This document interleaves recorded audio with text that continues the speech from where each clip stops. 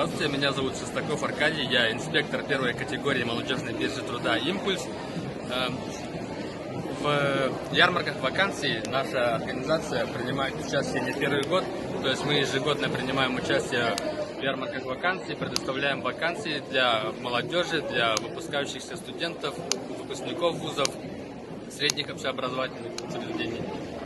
Также спрос у нас высокий, выпускники приходят, обращаются довольно-таки часто насчет трудоустройства и просто проконсультироваться, какие вакансии на данный момент открыты у нас в городе, в общем республике, в муниципальных образованиях, по каким специальностям, направлениям.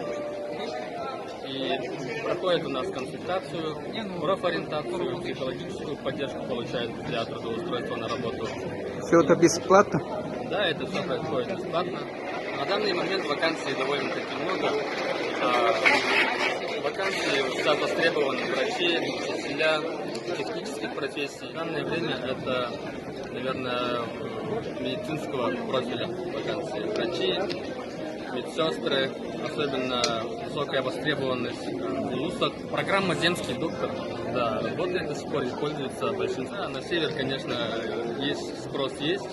Специалисты с охотой выезжают туда для получения опыта как таковой и, конечно же, по этой программе.